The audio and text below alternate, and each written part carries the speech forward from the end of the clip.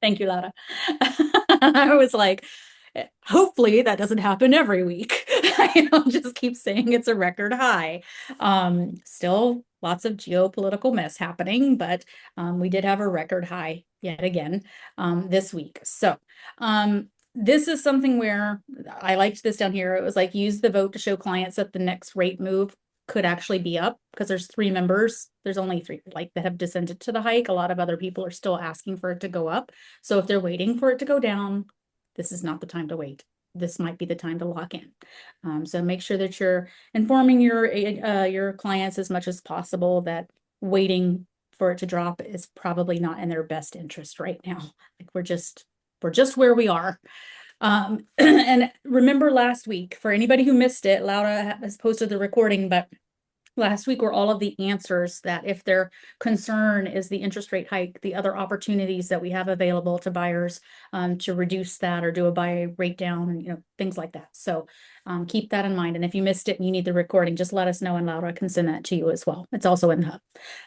So specifically for the East Bay market area, Contra Costa is still defying the rest of the areas. Alamo surged to 19% year over year, and Pleasant Hill was up 11%. So remember, everything is micro markets for your buyers. Most people aren't looking in an entire county. So make sure that whatever you're looking up is specific to their actual area.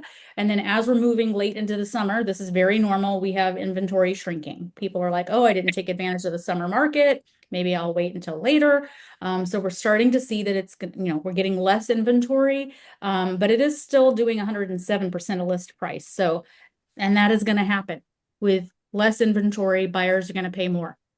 It's because they're all fighting for the same houses. So just make sure that you're informing your clients. Shrinking competition is happening, which we already know. Specifically for now, this is where I'm breaking it up into the three metro areas now. Oakland, which is mostly Alameda and Contra Costa. Homes going on the market down, pending sales down. New listings went up a little bit.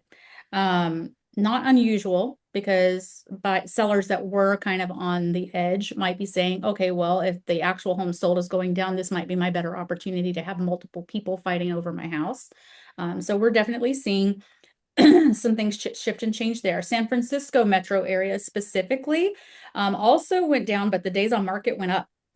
Okay, so again, this is just sort of indicative of kind of what's happening as we're going into late summer, and the active listings went down significantly. That was their biggest drop that they've had, both on pending sales and active listings. But the average day on market going up in this area was impactful because normally the average day on market in the San Francisco area was very tight. Okay, so we're starting to see things shift and change, very normal for this time of year, but just keep in mind for either your potential sellers or your buyers, that things are starting to shift and we're starting to see what normally happens at this time. San Jose, trying to figure out why I did two of them. I got to figure out. New listings were actually up. This is still the most, we talked about this, I think 2 weeks ago, the most buyer friendly market in the Bay Area. Oh, me and my balloons. Week over week and year over year. Oh, thank you. I'm not even looking at it. So San Jose continues to be the most friendly for buyers right now without having to overpay necessarily. Sellers are pricing competitively. So if you've got somebody who isn't really set on one particular area, but they know what they want to move into the East Bay, this might be a good spot for them to not feel like they're going to overpay, overbid, anything like that. So keep this in mind depending on what kind of buyer that you have. Okay. I like talking about this because nobody does it. This week is buyer consultations. Who here, without fail, holds a buyer consult prior to actually showing a buyer home?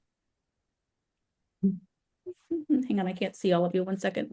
Like, I gotta switch. There we go. Nobody? Nobody? So surprising. Oops, clicking too many things.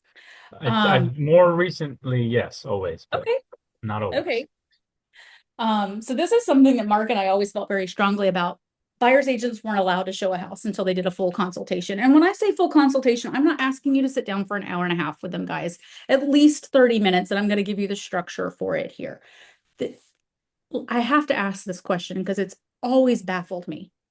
Why do you have a full presentation with a seller, but not with a buyer? Why do you have a whole printed out thing and something for them to look at and you prepare and you get ready for it? But a buyer, you'll just meet at the house and you'll sign a buyer agreement on the hood of a car. Why is the experience different? Anybody have any thoughts?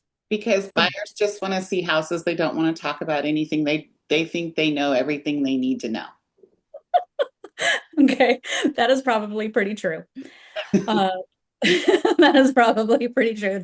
Anthony, were you going to say I something? just tend to, for whatever reason, most of the people that I talk to are first-time home buyers and they don't know anything. And then if I have something that they can reference, like the past three that I've given out, they go, "Oh, this is cool. Yeah, I'll look back at this." Like it just has a breakdown of how it will look, going forward. And then I kind of go over in mine always like the contingency stuff, right? Like what a strong offer looks like, what an offer for maybe a first-time home buyer looks like, who's, being a little cautious, and the difference between the two to the seller.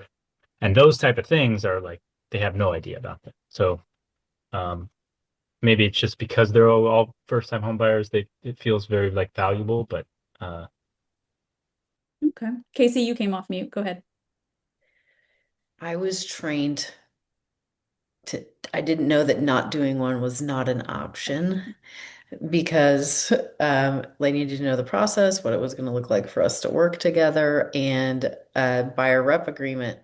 So, but I think that changed over the years for some reason. I don't know if it was all the short sales and foreclosures that happened and the business became more impersonal of sorts.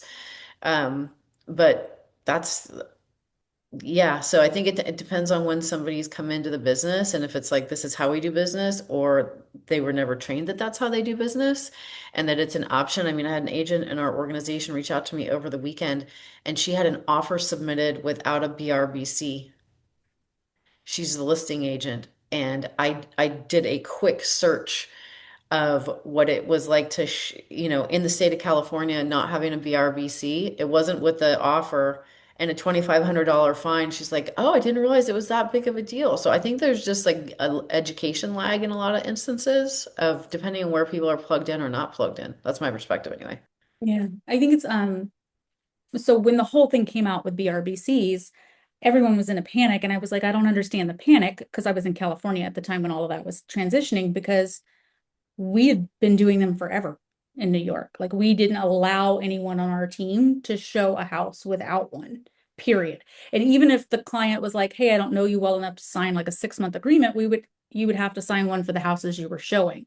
And so for me, we've always done them because exactly what you said, Casey, it was just part of the training and it's how we taught all of our agents. And so there was never this, all that drama that was happening when they had to be signed. And it was interesting. I forget what Facebook page I was on this week, but I was reading something and it was a listing agent who was showing a text message that they had gotten from a buyer's agent and said, hey, we just got the Alta and I'm really confused because my buyer compensation isn't listed. And the listing agent said, well, why would you think it was on there for the seller to pay? And they said, well, and they even had an amount, like they thought about how much it was. And he said, you didn't negotiate that in your offer, and that like you didn't mention anything about it. And the reason we accepted your offer was because it wasn't in the offer. And so the seller was like, great, I'm not going to have to pay the buyer agent commission. I just saved myself $32,000. And the agent was like, no, the seller has to pay it. And they were like, hi, you should go talk to your broker. Like, can you where imagine did having this happen? it was I think it was on Lab Coat Agents. Someone had Oh posted in boy. there about it and they had screenshots of what the agent was posting. And the agent was beside themselves, the buyer's agent. And they were like, no, like you have to pay my fee. And he was like, actually, we do not. Like, you should go get some training and you should speak to your broker. Imagine having that conversation with your buyer now and trying to get. I won't make that mistake twice. Yeah, that'll be the last time they do it, right? So it for me, it's always been a part of what we did. So I don't really know any different. And I know that it has definitely gotten away from things because even as a coach, I've spoken to I don't even know how many people that are like, no, we don't do a buyer consultation. I think there's so much value in it in a couple of different ways. One, you're handling your buyer representation agreement, right? So that's great. You're just getting it done. Two, there is so much to be learned by sitting down even for 30 minutes with potential buyers before you start even thinking about showing them homes, because you don't really know enough about them except for, oh, they want 3 bedrooms, 2 baths, and they want a pool. Like that's not enough information. It's like when Casey talks about when we're trying to determine their context. This is your time. Like this is your time to do it. It's really hard to do over an email where they're like, I want to go see this 3 bedroom house down the street. That's not enough information. And I am going to share something with you guys. I'll text you the link whenever we're done today. It's the best buyer consultation. We signed up for her training years ago. Her name is Soraya Finkelstein. Finkelstein. And it's called the $1,000,000 Buyer Consultation. It's a 40-minute YouTube video where she is literally sitting down with real buyers. The buyers agreed to be recorded, and you can see all of the questions that she asks. I encourage you to watch it and create your own sheet. She didn't share the sheet with us, but like we hired our little intern guy to go in and just watch it and create one for us, and I don't have access to it anymore, but not everybody would take everything away from it. It's basically just a questionnaire that she's going through, but you'll see as she's asking the questions that she's getting the context. She's not just getting the answer, she's getting the real, what the buyers are looking for, what the husband's looking for, what the wife is looking for, because they're going to tell you on text message or email that they're looking for the same thing. I guarantee you they are not. Like, so it's important that they both be at the buyer consultation. So we're gonna flip through here a little bit. It's gonna go at a glacial pace. What's happening? That's weird. Okay. So I don't want it to seem like an afterthought. Okay. It should be that when they say that they want to start looking at homes, you say, that's fantastic. Let's meet. Do not do it in front of the car. Don't do it in a parking lot. Go to a Regis office, go to a coffee shop that's a little bit more quiet, or even do it on Zoom. But do not stand in front of the car with a piece of paper and ask them these questions. I want you to treat this the same way you would a listing presentation, with the same level of intention behind it, the same professionalism that you would. It's going to change everything about how they treat you too. When you're like, fly by the seat of my pants, we're on the hood of the car and we're going to sign this document, it's a completely different experience than let's sit down and really talk about what your wants and needs are for the home. Okay, so be intentional about where you are. And it should always be done before the first showing. Like before. Like, and there are a lot of people, by the way, who have these consults available, like a Calendly link in a link tree or on their Instagram page. And it's like buyers love that. They can like directly book on your calendar for a buyer consultation. Put that in as a Calendly option and say, you know, book your consultation with me. It's 30 minutes for us to really dig into what you're looking for and for me to explain the process to you. Super professional, easy peasy, right? So make sure you're doing it before the first showing. 30 minutes is fine. Don't overthink this. Don't think it needs to be an hour with all of this, you know, flip chart or anything like that. Just 30 minutes of time, and tell them that I want to be really respectful of your time. It's only going to take us about 30 minutes to go through this information. And that way you can start to learn more about me and I can start to learn more about you, right? I'm going to be able to know what you want for your home if we spend this time really digging through the questions. Okay. And then bring something printed or a digital buyer packet, just like you would for a listing appointment. It should have a little bit about you. I love that one sheet I showed you guys a couple weeks ago that you can get from EXP that shows what the process looks like. I call it a Candyland board, and it lets them know, especially if they're a new home buyer, like what all of the steps are in the buying process. And by the way, the first step should say buyer consultation. like you are here with a big star. Okay. But give them a little something to take away. You don't want them to read it while you're sitting with them in the 30 minutes, but you do want them to have something that they can look at. If you've got testimonials or reviews, make sure that's included. You can find this in your EXP Canva. They have buyer consultation packets. Okay. Anthony, go ahead. You were going to say something. Oh, I was just going to say, you said giving stuff, and I always use that reciprocation, the idea of it. And so I always, a pen or a book or something like that I can share with them that is just like, hey, that's for you, and like take it and appreciate it. And I've done this in the past a few times where I'll just like, and here's what our MLS looks like. can you believe how crazy it looks? Like, you'll never be able to figure it out. Like that sort of thing. So I'm like, I'm doing this for you. Don't worry. But this is how this looks on my end. Like, that sort of thing, like a look behind the curtain sort of thing. I find to be a little interesting for them. Well, one of my favorite, Mark Seiden is a fellow agent up in the New York area, and he was our biggest competition. So he had a big team like we did, and we were always neck and neck. And so we loved it because it was good competition. And he actually came to our office once and he taught what he did. And they are required to do it in office. They're not allowed to go to a coffee shop or anything like that when they do theirs.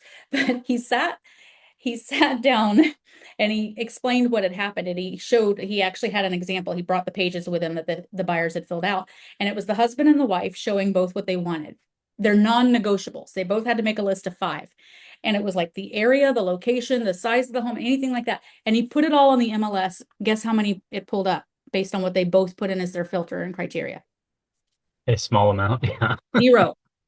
Based on what they both wanted, it was not available in the MLS at all because they both had these big list of I have to have That's this and I have great. to have this and I have to have this Yeah. and I have to and it was like, well, congratulations, there's nothing. Um, so what can we look at that would allow us to open up some space in them because they don't realize that. They don't realize that their wish list is so big, right? How powerful to do that live and in front of someone so they Yeah. don't think you're just like pulling their chain. You're like, Very oh, cool. well, I love that you want all of those things, but it doesn't exist. So that's why he sits them in his front office and he's got a big television that's connected to the computer and they can see that live. It's not like now you're not the bad guy. It's just the reality of what is, right? So make sure that you're bringing something, make sure that you're showing them something. And again, so this is that 30-minute structure. Minutes 1 through 5, you're building rapport. Remember, rapport is built in seconds. Seconds of meeting someone brand new. So go in. Look at Anthony. He's like, I got stuff ready. I'm gonna get Building Rapport. I love that book. It's If you haven't yeah, read and I that have book, a sticker go on get it that I can't take off, but that's the it. one. Oh no. Instant rapport. Yeah, you only have a few seconds to build it. Make sure the space is clean. You have that presentation ready in front of you. Anything that you want to have ready, your little questionnaire that you've got that you're going to fill out, be ready. And then go over the why. Why are they buying? It is important to know. Is it a job change? Is it your family growing? Now you're learning. You're learning more about them and you're starting to dig into like what it is that's making the decision for them. That's minute 1 through 5. 6 through 10 is that vision. Okay, so again, I encourage you to give them both a piece of paper and ask them to put what their top 5 must-haves. Don't let them talk to each other. They have to do it separately. And like find out what those top 5 must-haves are and then review it during those 5 minutes to see if it even matches up. Because sometimes it doesn't, and it's important for you and them to know that right now. Right now. Sometimes spouses just don't talk to each other. It just happens that way. So make sure that you're doing that and you're really figuring out what the vision is for what they're looking for. Minute 11 through 18, your process. Don't overthink this. Use the Candyland board. Here's what it's going to look like. We're going to start looking. We're going to go through the MLS. I'm going to send you things. Now, this is another step that Seiden did that we didn't do, that we did implement, that I think is really important. He makes, you call it something different. He makes them do what he calls a drive-by before they show homes. And he makes them drive to each one of those homes and determine if they actually do want to schedule a showing for it. Now, why is this important? In New York, you can have driveways that look like this and it freezes all the time. And the last thing you would want to do is you pull up to that road and you're like, I will literally never drive in that driveway. This house is off the list. So if they came with a list of 5 they wanted to see, they had to drive it. They need to see, is there a cemetery across the street? Is there a school that's going to be impactful as far as noise or anything like that? So he required, and that was in his Candyland board, that the buyers had to do a drive-by. If they had a list of 5, they had to drive by them and determine if they still wanted the 5 after they finished the drive-by. You can call it a pass-by if you want. Drive-by sounds terrible, unless you want to be really funny with it. Mrs. Doubtfire, a drive-by fruiting. Yeah. So it sounds like it's a lot to ask, but you want them to see what the neighborhood looks like anyway. Now, if they don't live close by, tell them to do it via Google Streets, right? So they can do the Google Street View and tell them that you want them to go through it, or jump on a Zoom and do it with them so they can see what the neighborhood looks like. We had a woman that was so beside herself when she showed up because there was a stay-at-home daycare, like a at-home daycare right behind the house, and it was total pandemonium behind the house that she was going to look at. Like, you wouldn't see that necessarily from just being online and looking at it until you go during the middle of the day and you're like, oh, there are 9,000 kids in that backyard behind me. This is going to make me crazy. So, like, you want them to go do that. So go through the process with them, show them what it looks like, show them and tell them we'll submit offers. This is what that looks like, and then once that happens and we go into contract, you're going to sign the property condition disclosures. It's going to go to title. Like, you're going to give them the whole thing. A lot of people either haven't bought a home or it's been a really long time since they've done it and they need a refresher. So minutes 11 through 18 are your process. 19 through 25 means you have to do your homework first, just like you would for a listing presentation. So weird how we keep coming back to this. But you're going to do the research on their market. You're going to give them something that says average days on market is this, list price to sell price ratio is this. Why? Because you don't want to have to try to explain that when they lose out on a house because they're like, can we think about it for a couple of days? You want to tell them they're going in 9 days or less. We don't have time to think about it. If you think about it, you're not going to sleep in it. Like, that's it, period. So, like, well, if you sleep on it, you're not going to sleep in it. I love that phrase. I need to sleep on it. Well, great. You'll never sleep in it. That's never going to happen for you. Make sure they know what that market looks like for them, so their expectations are set before you ever go show a house. It's just exactly what you would do for a listing appointment. Don't overthink it. And then the last 4 minutes is you getting that agreement signed. Okay? Don't be afraid of this. Like, in New York, when we would bring on new agents, and this wasn't very popular then, it wasn't required. Agents will say, no, at my last brokerage, we didn't have to do it. We just had to do it when we got the offer. Like, people don't want to sign it. They just met me. They don't want to sign a commitment. And I'm like, great, get it for the house. At least you're covered. But I want to remind you of something. When you go to the doctor's office and they hand you a pile of papers that you have to fill out before you're allowed to see the doctor, do you tell them no? No. You fill it all out and you sign it, don't you?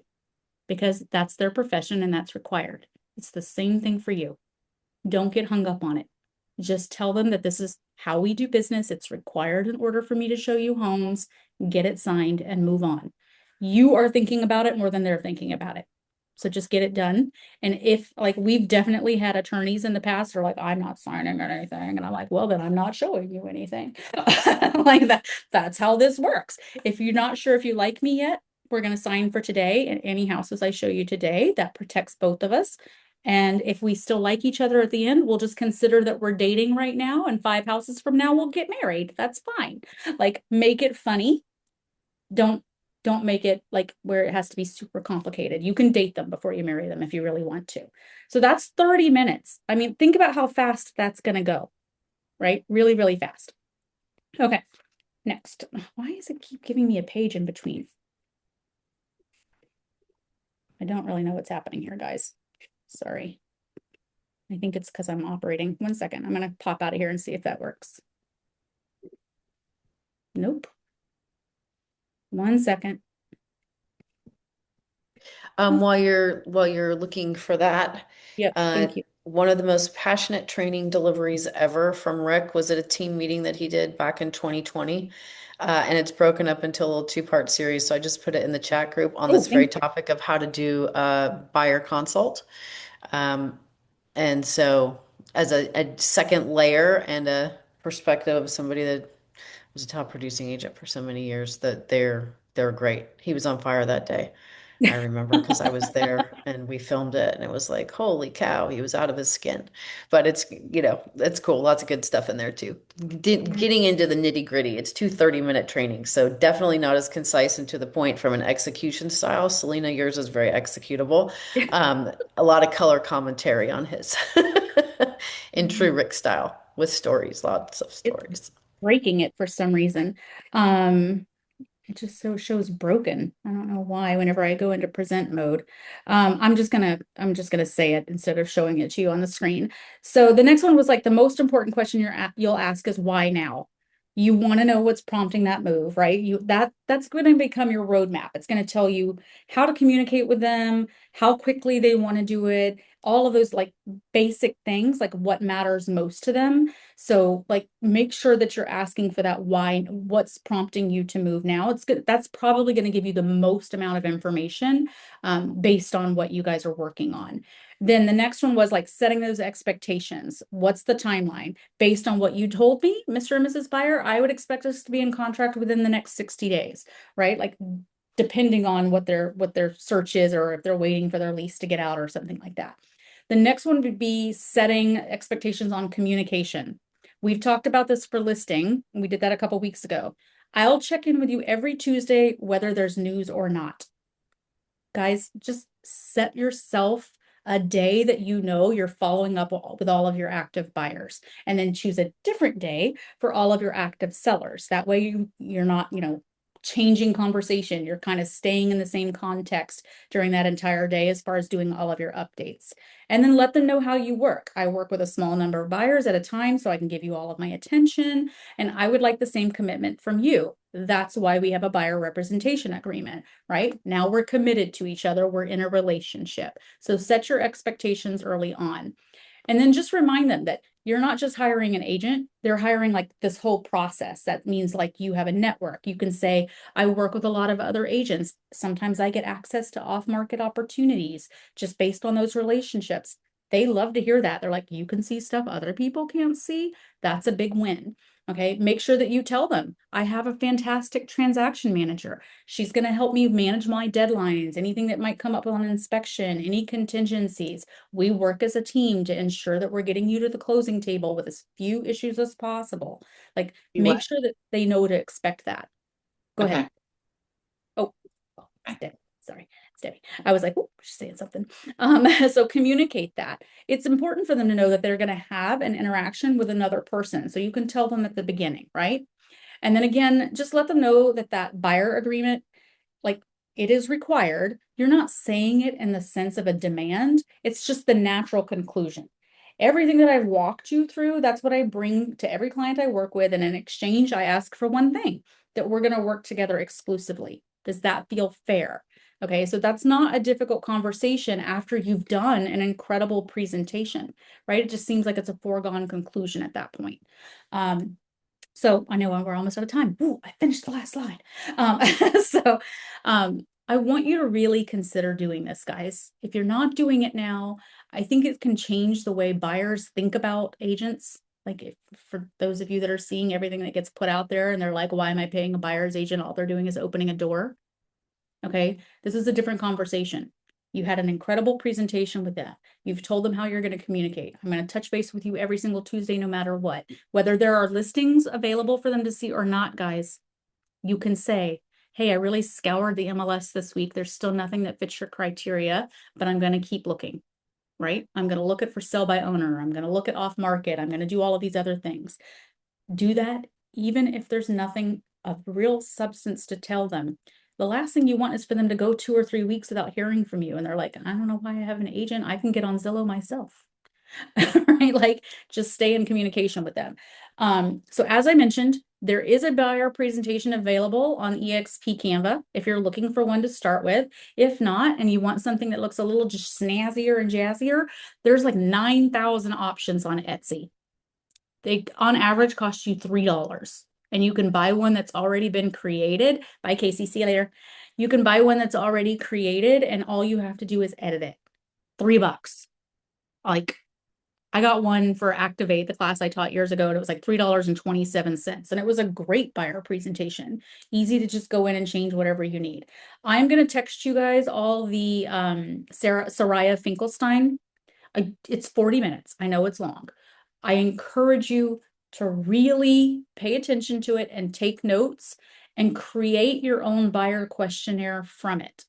Okay, so like sit down and take the notes on what you would want and then hop into Google Docs, and just make a questionnaire of all those things. You should be keeping those sheets anyway. If you really want to go one level further, I use Plod to record most conversations with people. It's a quick little device and you can attach it to the back of your phone or you can put it in front of you. And yes, you do have to tell them you're recording it. Is that what you were going to say, Debbie? I saw you go like this. No, okay. I use Plod because it will record it and give you an AI reading of everything that they said and anything that they might have you need to follow up on or anything like that. But if you're really good at writing, Mark used to use handwritten papers.